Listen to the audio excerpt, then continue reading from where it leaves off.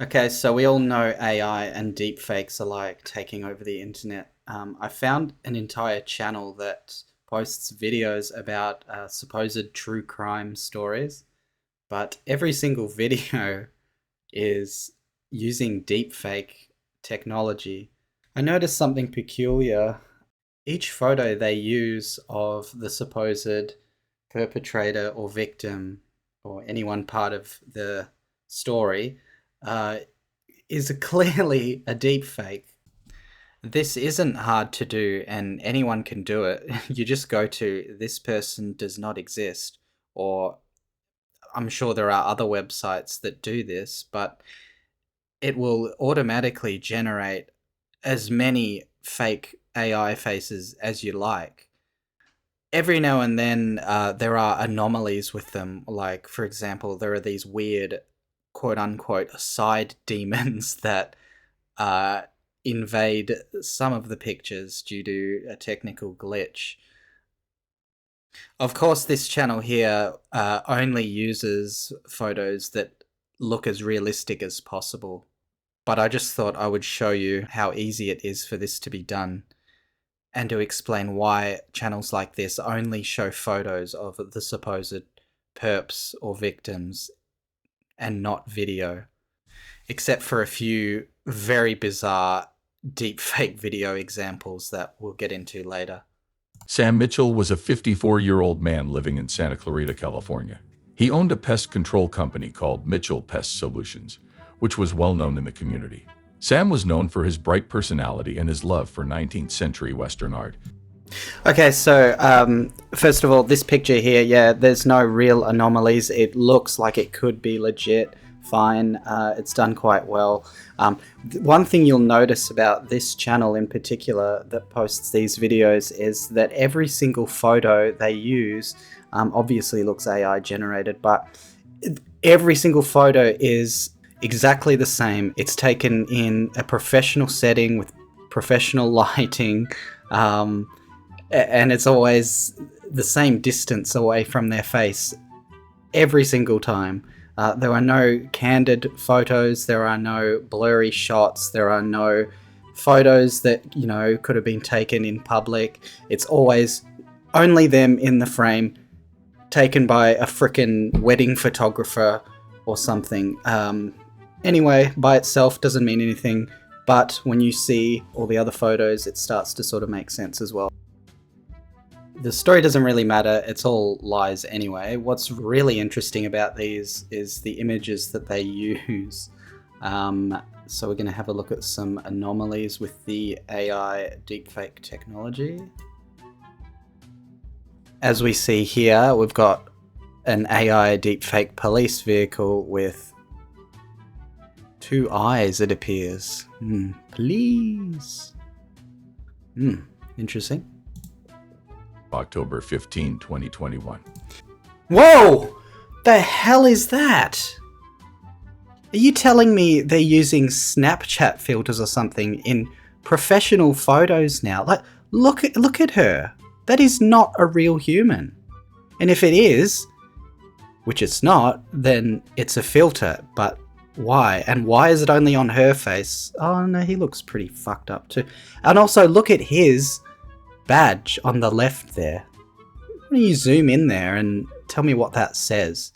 Anyone that can decode whatever the fuck that is, I'll send you some cat food, alright? That makes no fucking sense at all. This is all AI generated. Maybe. No, it definitely is. I think. No, definitely.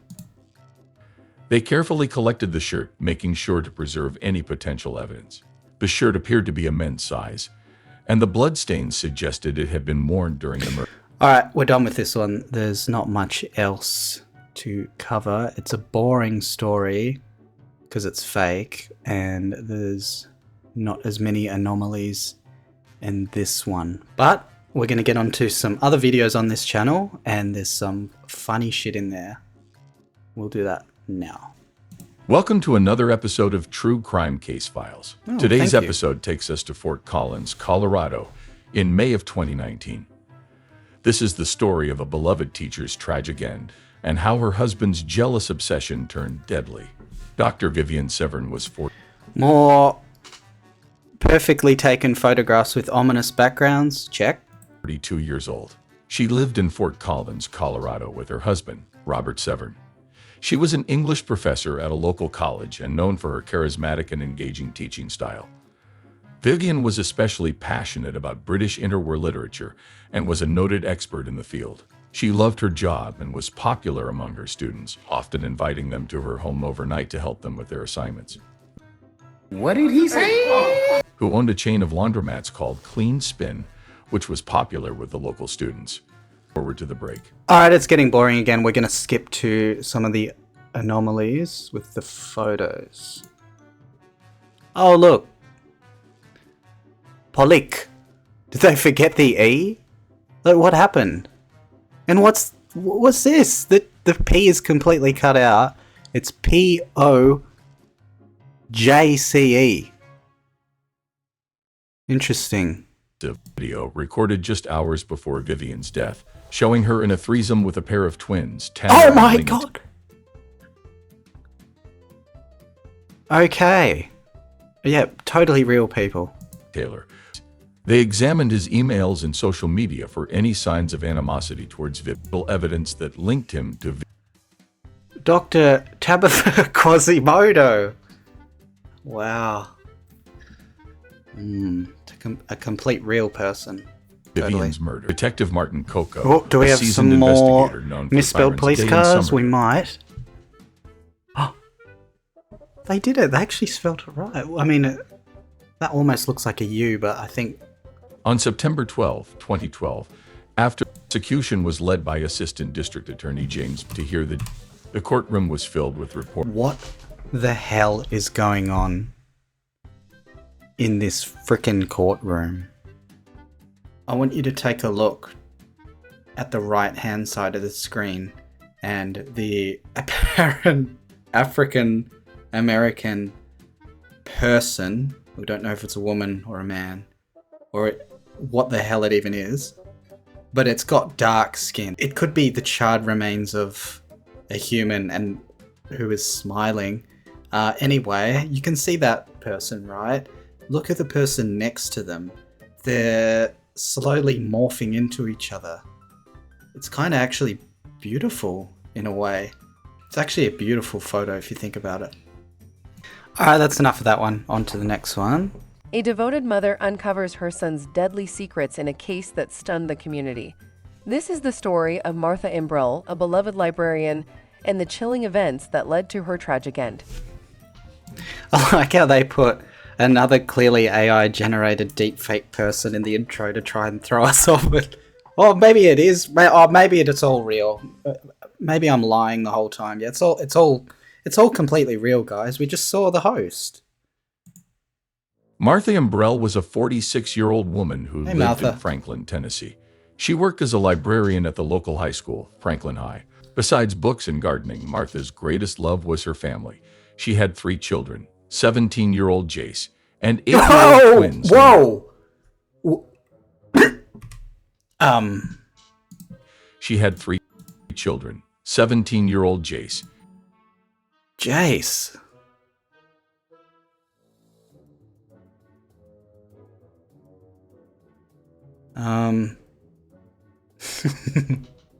And 8-year-old twins named Cricket and Boost. Cricket and Boost.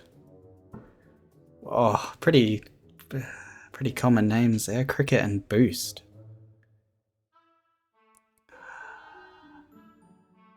Why do they look so fucked up? I know why. Martha was a devoted mother who always put her children first. Detective Sarah Owens and Officer Mark Davis, known for their careful and thorough work. Oh, there we go again. Known for their careful and whatever the fuck he said. Bro, look at his left pocket. Look at his left pocket near his nipple line. What the fuck? Why is it so warped? I know why. Led the investigation. They carefully approached the area where naked Martha's body was found. Naked Martha. Alright, we've had enough of that. We're going to look for the funnies now.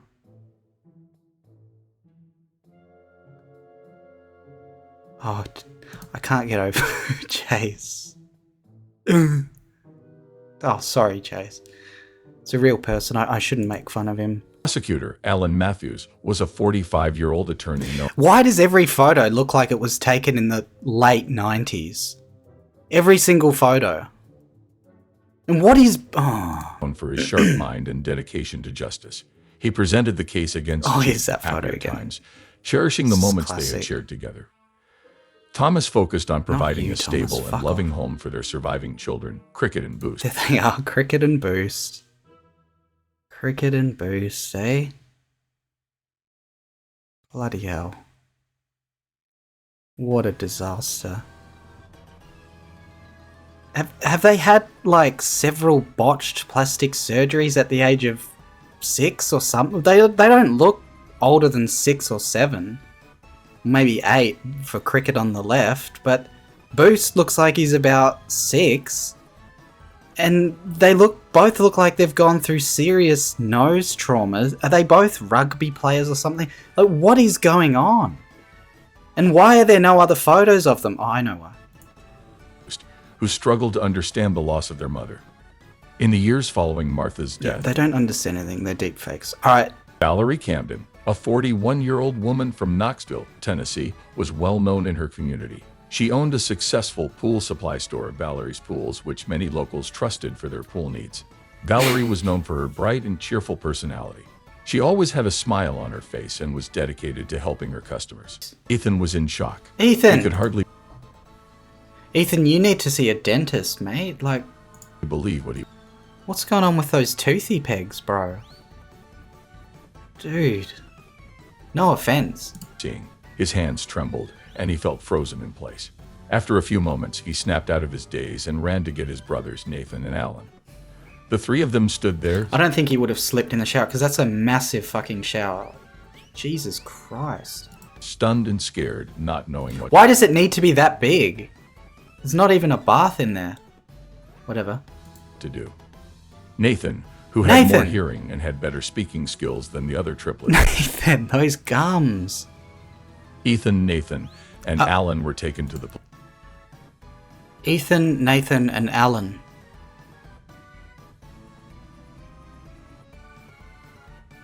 Those poor boys. What are they thalidomide victims? Were they poisoned with radiation? Or are they just extremely fucked up and ugly? Like, it's just what? No, it's totally real. It's real. Station It's a to real give their photo. statements. They were still in a state of shock, struggling to understand what had happened. The police knew they had to act quickly to find out who Got a was nice responsible bathroom. for this horrific crime. When the Knoxville Police Department arrived at the Camden The vehicle on the right appears to say Poice, Poice, and the one on the left has also had some mistakes. expectations and his need for approval.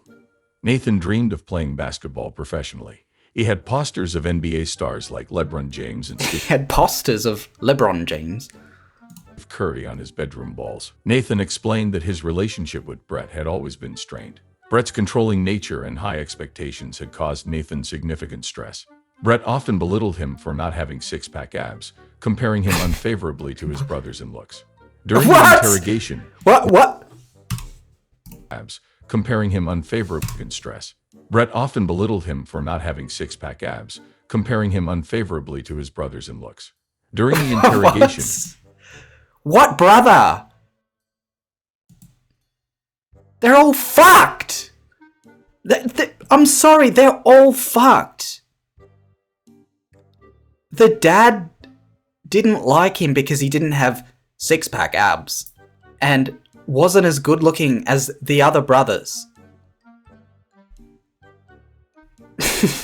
I'm sorry, but who's believing this shit?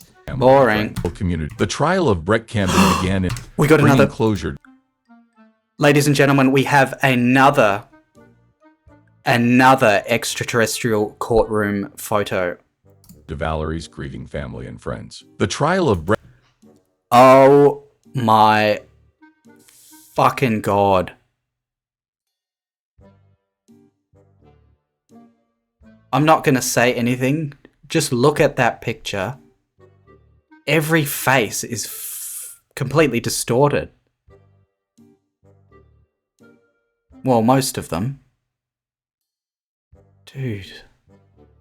And it always happens to be that the courtroom images happen to be lower quality than the others, and it seems to have this weird grainy effect overlaid on the top of it. Wonder why they do that.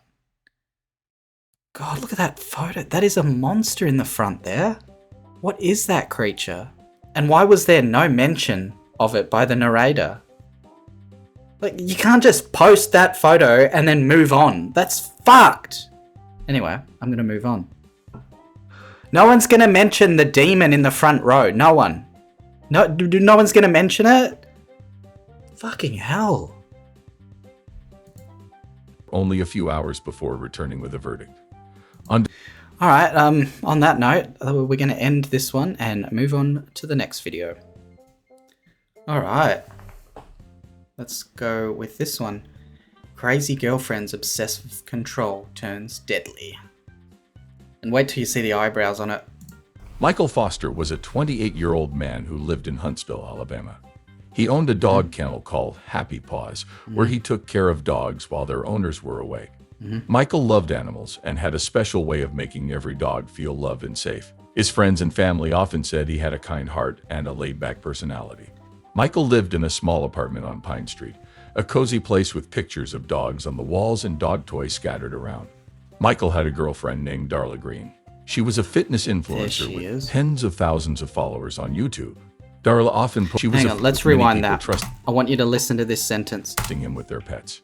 Michael had a girlfriend named Darla Green. She was a fitness influencer with tens of thousands of followers on YouTube. Darla often... She was a fitness influencer with tens of thousands of followers on YouTube. Interesting. When you Google Darla Green or look her up on YouTube, what do you think happens? Nothing exists! She's not real. Sorry, she's not real. At least I hope not. God, look at her fucking eyebrows. Dude. I'm so glad that that's not a real person. I'm so thankful that that isn't a real person. Whew. Posted videos of her workouts and talked about the importance of women getting strong and muscled. However, their relationship Strong had and problems. muscled. Darla was known to be very controlling and jealous, which led to many arguments between them. Michael was well liked by everyone who knew him. He was also an active member of the Huntsville community. Funny how there's no photos of them together. Volunteering at animal shelters and participating in local events like the Panoply Arts Festival. It was around 9:00 a.m. when his neighbor, Alex Leeson, noticed something strange.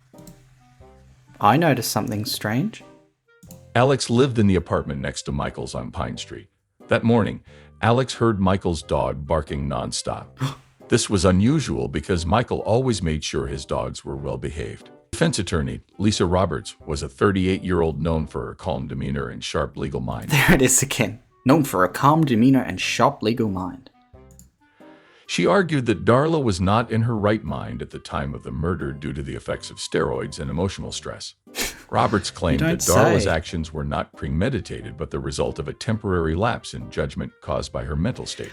I think people who watch this have a temporary lapse of judgment and have a bad mental state, because if you can't tell that this person isn't a real human, if you can't understand that and put all the pieces together, like next video I do, I'm going to go through all the comments on some of these videos, and people are completely oblivious and unaware that they're watching complete fiction. Like, they've got no idea. They're commenting things like, oh, how could she do that? Oh, she was crazy. Look at her eyebrows. You can tell she's insane. It's like, no, you're insane. These channels need to be shut down because they're pretending that these are real stories and they're portraying them as such, and they're getting millions and millions of views off deepfake fucking chat GPT crap. It's like, come on, wake up, people.